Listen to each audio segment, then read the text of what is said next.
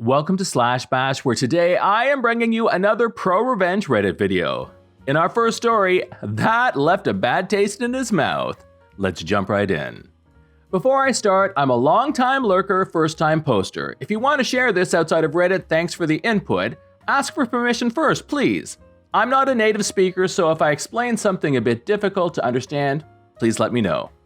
This story is what happened to my darling husband, but I know the people involved very well, as I used to work in the same warehouse. Recently, upcoming stories from food thieves reminded me it happened in 2018. Until April this year, my husband, let's call him Mike, worked in a warehouse for a big international furniture company in southern Germany. He liked the work even if it was hard labor carrying 150 kilograms, which is 330 pounds for the Americans, pieces of furniture around. Because of this, the staff turnover was pretty high. One of his colleagues, we will name him Steve, started at the same time as my husband. They weren't friends, as Mike didn't like him, but he respected him as a hard worker.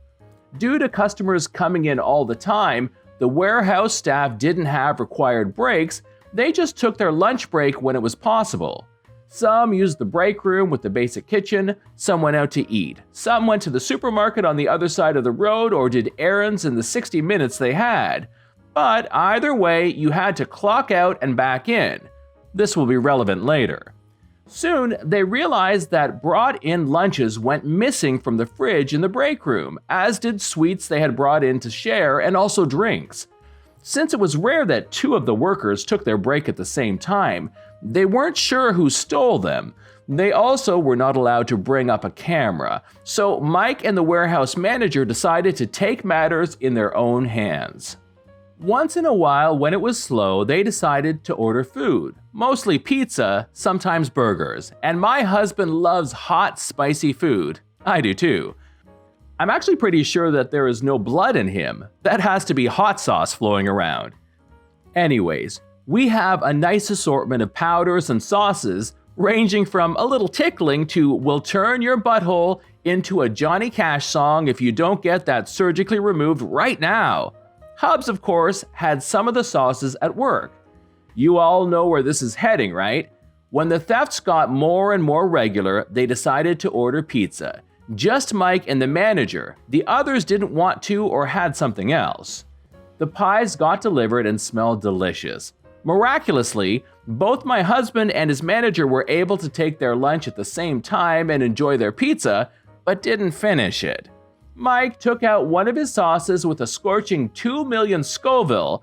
For those not familiar, regular Tabasco has about 2.5 to 5,000 Scoville, and distributed a generous amount on the leftovers, which blended in great with the red tomato sauce. Then they left to have a smoke and continue working. They hadn't even had a chance to clock in again when Steve emerged from the break room, running for the bathroom, head a very nice shade of red, gagging. When he came back out a few minutes later, he was white as a sheet, reeking of vomit, and left without a word to get something to drink from the supermarket. Just then, the local store's manager, boss of the warehouse manager, happened to drop by. He noticed Steve was absent and had not clocked out. That is the big no-no. What nobody knew, Steve already had 2 write-ups for being absent without clocking out. If you get 3 write-ups, Abmahnung in German, for the very same reason, you can be terminated without notice. When Steve returned clutching 3 packs of milk closely to his chest, the 3rd write-up and the termination was already printed and ready to be signed. Steve left immediately. Steve now works in another warehouse where a good friend of mine is also employed. None of their food has gone missing yet. Story number 2. Told no parking outside my house, that's my space, on a public road. A punctured tire leads to a year of revenge. When I posted this over at r/PettyRevenge, they said it was proRevenge. You decide. There was a bloke who lived over the road from me. He had a little no parking sign in his front window. Keep in mind, this was a UK public road and plenty of places to park. I parked in front of his house because, it's a public flipping road. He comes out and goes bananas. That's his space and I better move it or else. I refused. The next morning, the front tire had been stabbed. Fair enough, I can't prove it's him, but it was him, so revenge time. I bought an old Ford Fiesta for £300. This was back in 1990. It was a complete shed and genuinely had had 14 owners before me, but it was MOT'd and I taxed and insured it for virtually no money.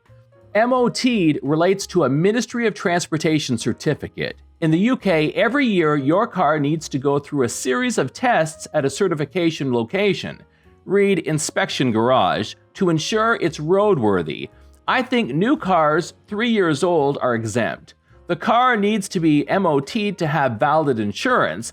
The certification lasts 12 months. I waited for his wife to move their car from their space and parked that bad boy right outside his house on the public road. Again, the bloke comes out, goes crazy, and I just smile and say, enjoy. I left that wreck outside his place for a full flipping year. Tires got stabbed, windows broken, even got spray painted. Kids playing in it, which enraged the bloke even more, and I just left it there.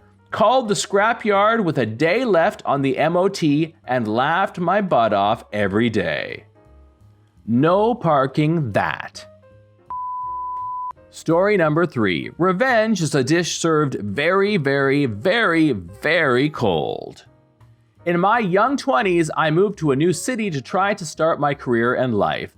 Money was very tight, but I was confident I would get things up and running. In my job search, I came across a promising opportunity at a small firm. Instead of offering me the job, the owner said he would like me to come in for 2 days and work. If it was a fit, they would hire me, and if not, they would pay for the 2 days.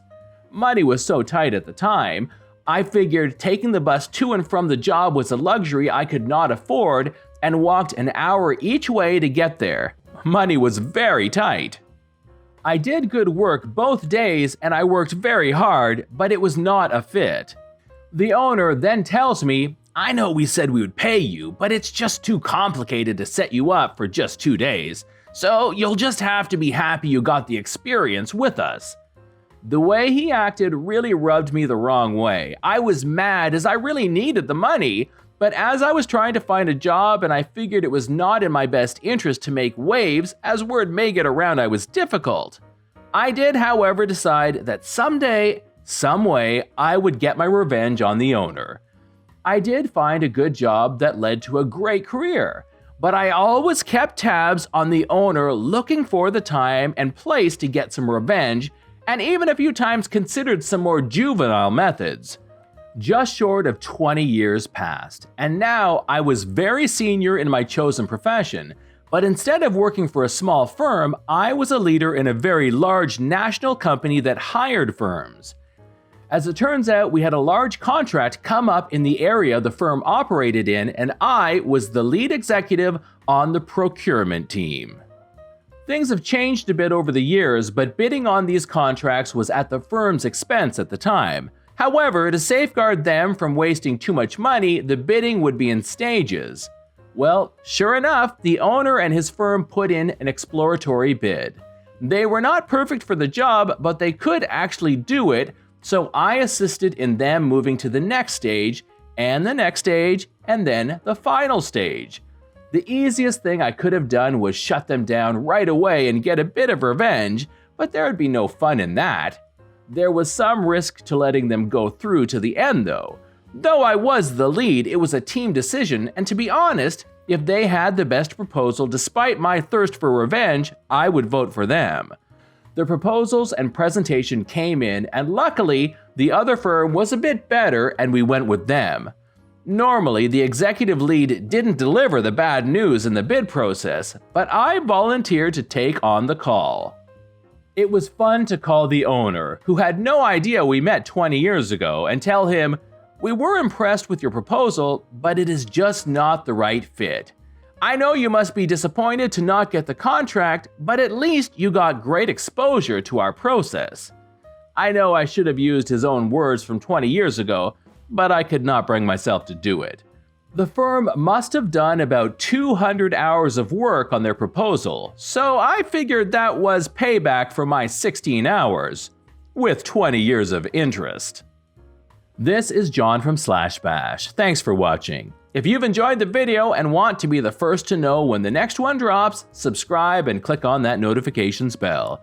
I'd love for you to drop a like, share it with your friends. See you in the next one.